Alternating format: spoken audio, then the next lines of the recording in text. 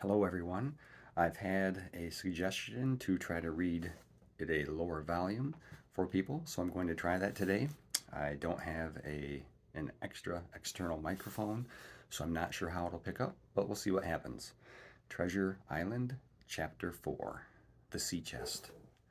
I lost no time, of course, in telling my mother all that I knew, and perhaps should have told her long before, and we saw ourselves at once in a difficult and dangerous position. Some of the man's money, if he had any, was certainly due to us, but it was not likely that our captain's shipmates, above all the two specimens seen by me, Black Dog and the Blind Beggar, would be inclined to give up their booty in payment of the dead man's debts. The captain's order to mount at once and ride for Dr. Livesey would have left my mother alone and unprotected, which was not to be thought of. Indeed, it seemed impossible for either of us to remain much longer in the house. The fall of coals in the kitchen grate, the very ticking of the clock, filled us with alarms. The neighborhood, to our ears, seemed haunted by approaching footsteps, and what between the dead body of the captain on the parlor floor and the thought of that detestable blind beggar hovering near at hand and ready to return, there were moments when, as the saying goes, I jumped in my skin for terror. Something must be speedily be resolved upon, and it occurred to us at last to go forth together and seek help in the neighboring hamlet. No sooner said than done. Bareheaded as we were, we ran out at once in the gathering evening and the frosty fog.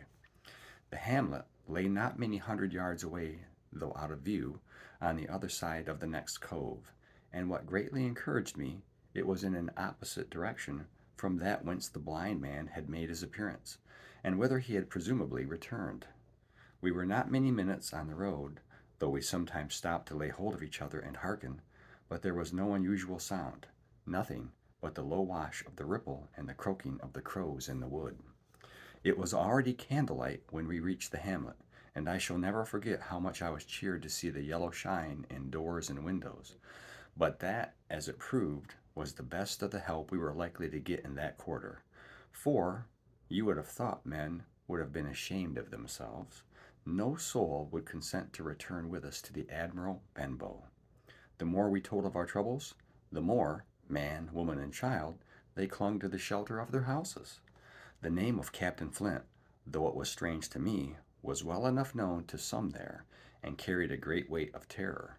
Some of the men who had been to field work on the far side of the Admiral Benbow remembered, besides, to have seen several strangers on the road, and taking them to be smugglers, to have bolted away. And one at least had seen a little lugger in what we called Kit's Hole. For that matter, anyone who was a comrade of the captain's was enough to frighten them to death. And the short and the long of the matter was, that while we could get several who were willing enough to ride to Dr. Livesey's, which lay in another direction, not one would help to defend the inn. They say cowardice is infectious, but then argument is, on the other hand, a great emboldener. And so, when each had said his say, my mother made them a speech. She would not, she declared, lose money that belonged to her fatherless boy.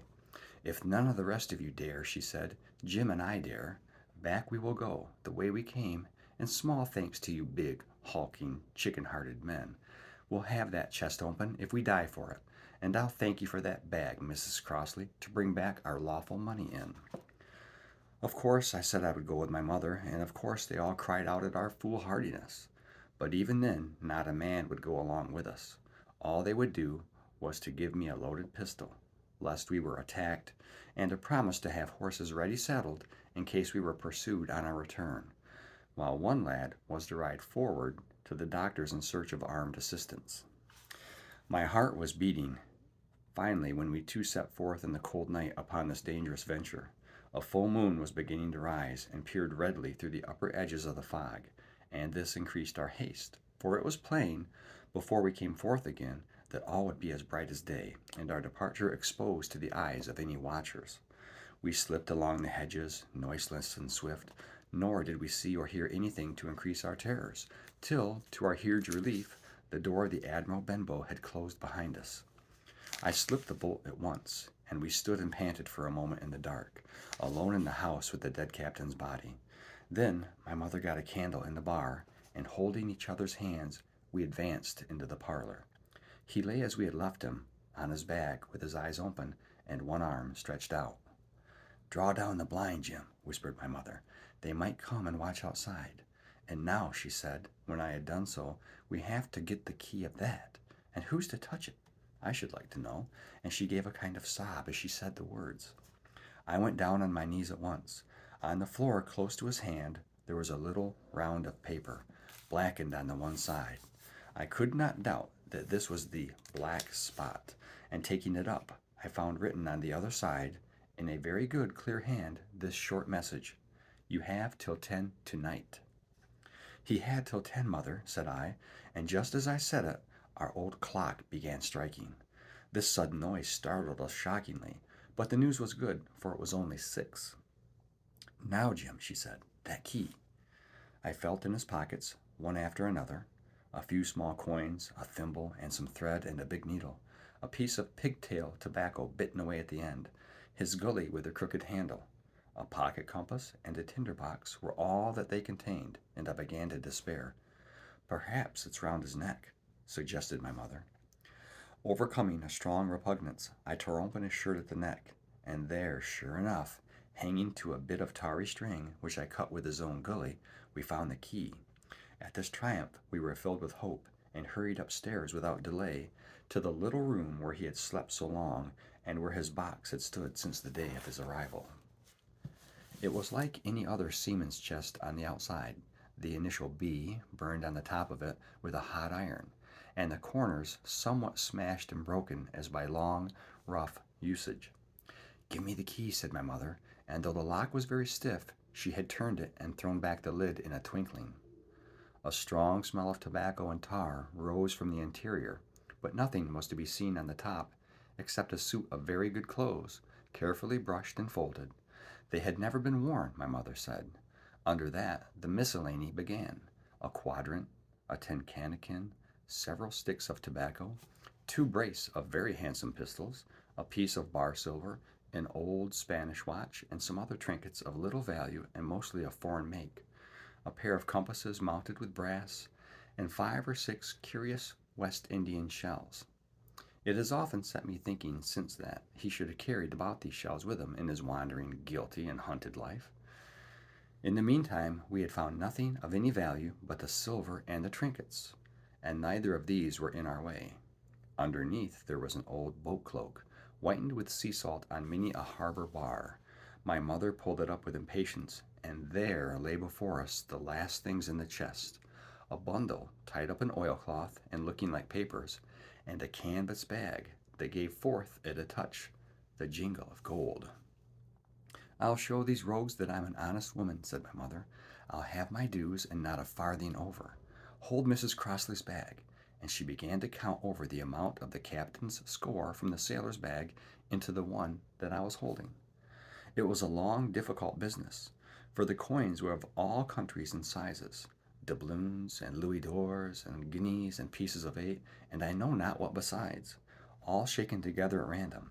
The guineas, too, were about the scarcest, and it was with these only that my mother knew how to make her count. When we were about halfway through, I suddenly put my hand upon her arm, for I had heard in the silent, frosty air a sound that brought my heart into my mouth: the tap-tapping of the blind man's stick upon the frozen road. It drew nearer and nearer, while we sat holding our breath. Then it struck sharp on the inn door, and then we could hear the handle being turned, and the bolt rattling as the wretched being tried to enter. And then there was a long time of silence both within and without. At last the tapping recommenced, and to our indescribable joy and gratitude, died slowly away again until it ceased to be heard. "Mother," said I, "take the whole and let's be going," for I was sure the bolted door must have seemed suspicious, and would bring the whole hornet's nest about our ears. Though how thankful I was that I had bolted it, none could tell who had never met that terrible blind man. But my mother, frightened as she was, would not consent to take a fraction more than was due to her, and was obstinately unwilling to be content with less. It was not yet 7, she said, by a long way. She knew her rights, and she would have them, and she was still arguing with me when a little low whistle sounded a good way off upon the hill.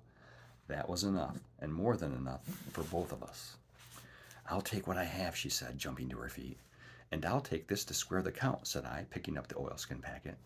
Next moment we were both groping downstairs, leaving the candle by the empty chest, and the next we had opened the door and were in full retreat. We had not started a moment too soon. The fog was rapidly dispersing.